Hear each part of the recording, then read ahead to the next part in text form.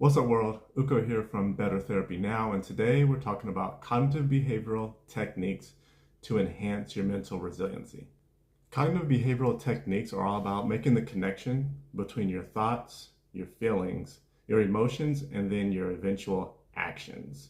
You have to identify your negative thought patterns and then reframe those thoughts into healthier and more productive thoughts. Think of cognitive behavioral techniques the same way you think of the gym and exercise. Identifying negative thoughts and then doing the work to reframe those thoughts in ways that are real to you is an actual exercise. And that mental fitness strengthening and training will help you perform better in stressful times and be more resilient in stressful times. The first technique in cognitive behavioral techniques is cognitive restructuring. So this involves identifying your automatic thoughts.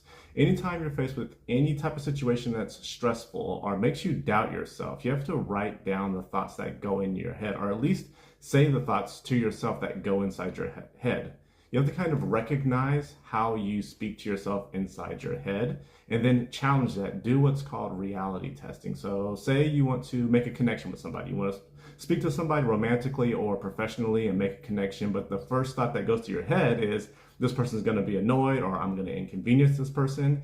You have to reality test that thought. That is a negative thought pattern. You have to ask yourself, what evidence do I have that I'm going to annoy this person or that this interaction is going to go negatively? And then put it in a place where you can see it. Actually write it down. And that's your way of kind of challenging that thought and putting it outside of yourself to have a more objective view of it.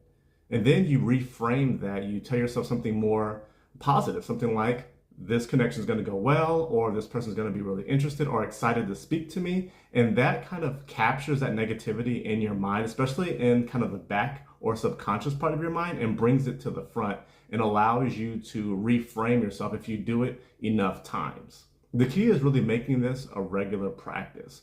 Always identifying the negative thought patterns that go through your head or those senses of doubt. And doubt is like key. Identifying times when you have doubt and then reality testing that doubt and replacing it with something that's more productive.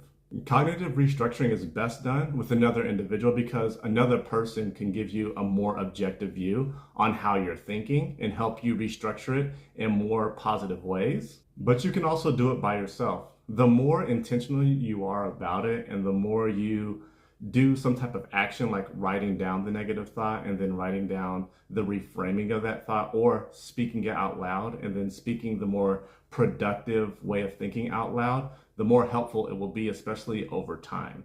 The goal is to really internalize the reframed thought. The next cognitive behavioral technique to increase resilience is called behavioral activation. So behavioral activation is great when you feel stuck or unmotivated. And there's a lot of ways to kind of activate action.